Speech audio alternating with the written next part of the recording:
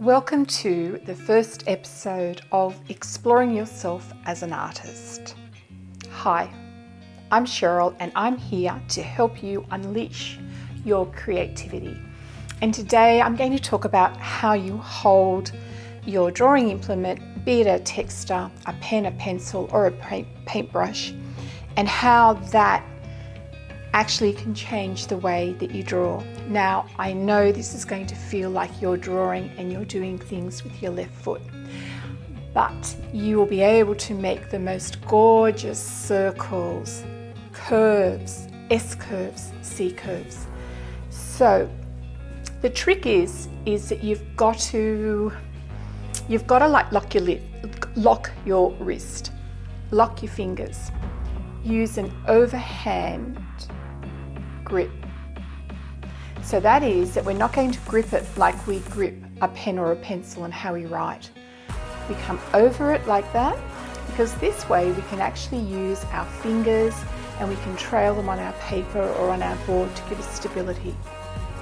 So we lock the wrist, overhand grip, and you're going to use our shoulder. So here, there's going to be a nice circle in us because we're just going to use our shoulder. So this one here is our first go.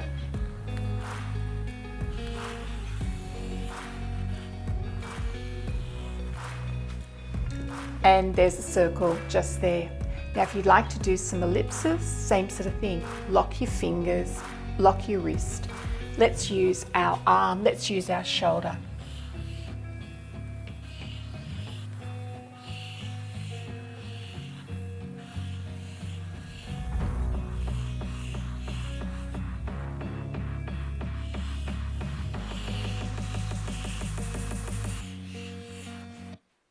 Remember to go around the same way all the time. So if you're going around clockwise or anti-clockwise, always do it the same way. That way you're going to get used to it. So with your fingers trailing, leave your little fingers down like this. And use it for stability. I use that when I draw and on drawing boards. The other thing that you can do is you can actually ghost the shape. So if I am drawing and I would really like to get that shape in one go, then what I do is I ghost it. And I try to get the feel, or I'm almost like I'm drawing the shape but without putting the implement down on the page. And then what I do is I just drop the tip of it down. So there's two little techniques there that should improve your S's and your Painting and drawing is so much easier when you can do the basic shape or the geometric shape. And if we were to draw something like this glass, we can see that we've got the water in it, we've got the top, we've also got the bottom. So the top, we need to do the ellipse. Might put the water in.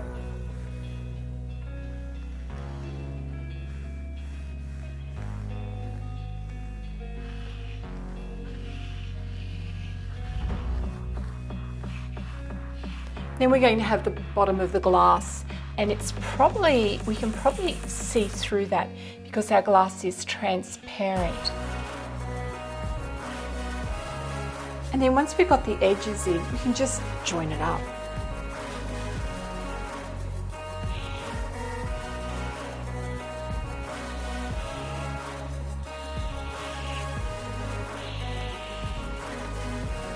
So we'll end up with a shape just like this. That's just an easy way to use your ellipses. Now with your ellipse, this axis here is the longest, and generally that one there is going to be the shortest, and it's usually at 90 degrees.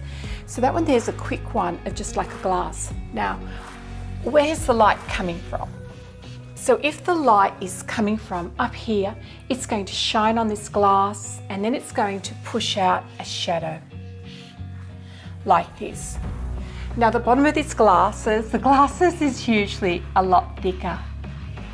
So the bottom is going to be thick like that, and usually there's going to be a hot spot that will come out here like this. So that's just a thing to remember. So the shadow or the reflection will come out here like. So let's try something else like a coffee cup.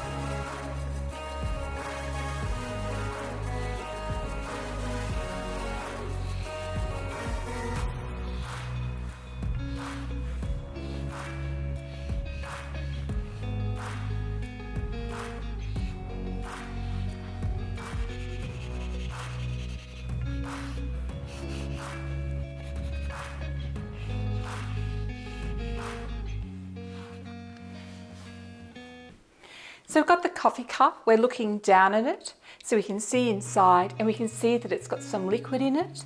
And if we put a light source on it, the light's going to come down this way here, going to have the core shadow there, and then the coffee cup is going to push out the cast shadow here. So these are just with the ellipses. Ellipses are everywhere. Coastlines, they're in the human form. So it's a really good idea to practice them so that when you're drawing, so that they become really, really smooth and really fluent. So a good idea is to just keep on drawing them and drawing them, drawing them, draw pages of them, pages and pages and pages. With this lily pond painting, the composition is an S, and I actually painted onto the canvas first of all. So it comes like this.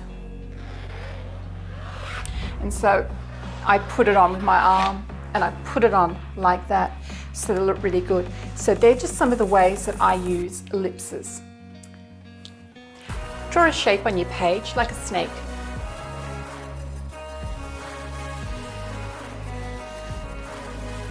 Just like that. Hope you can see it.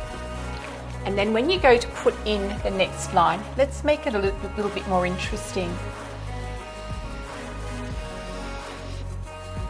And let's do something that will go with that.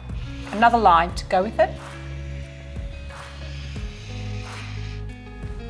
So we've got this funny looking tube just here, and then we can add some contours, or we can use the same process like we did with the ellipse, and it'll look something like this.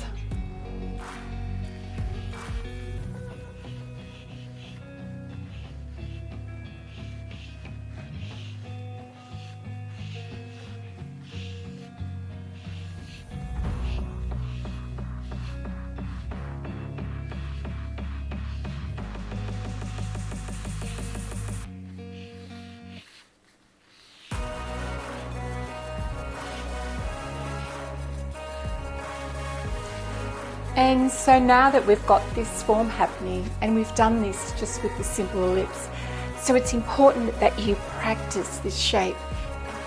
These are my new students' work. They're pretty much beginners, and they were working on glasses, and this was their try at the ellipses just here.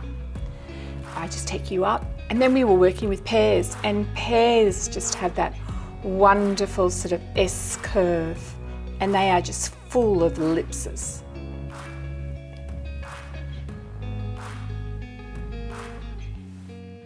Before I go, I forgot to show you the differences between the lines when you use your fingers. So when I'm using my fingers, I can move it a little bit like this. I can't get anything that sweeps because that's the only movement that I've got. So I end up a lot of times with these furry lines. But if you lock your fingers, then you can actually start to sweep it like that. Now I found some more really interesting ellipses, and this is a week before Christmas. So these come in 3 different sizes. I've got large, medium and small. And the last lesson is Monday with my students. And yes, you've guessed it, doing a still life with Easter eggs. Please give me a comment if you'd like me to make more. Bye for now.